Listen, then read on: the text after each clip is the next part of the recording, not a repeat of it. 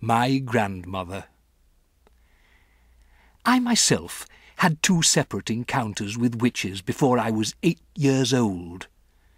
From the first I escaped unharmed, but on the second occasion I was not so lucky. Things happened to me that will probably make you scream when you read about them. That can't be helped. The truth must be told. The fact that I'm still here and able to speak to you, however peculiar I may look, is due entirely to my wonderful grandmother. My grandmother was Norwegian.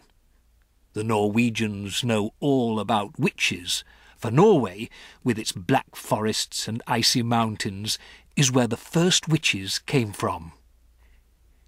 My father and my mother were also Norwegian, but because my father had a business in England, I had been born there and had lived there and had started going to an English school.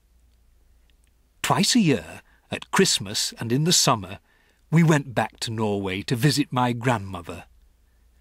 This old lady, as far as I could gather, was just about the only surviving relative we had on either side of our family.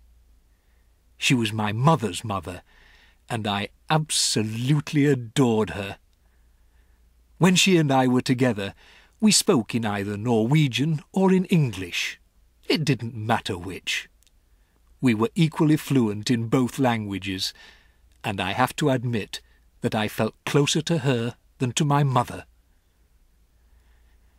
Soon after my 7th birthday, my parents took me as usual to spend Christmas with my grandmother in Norway.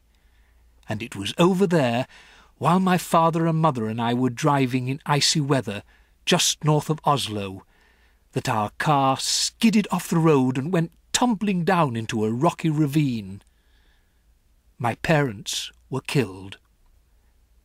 I was firmly strapped into the back seat and received only a cut on the forehead. I won't go into the horrors of that terrible afternoon.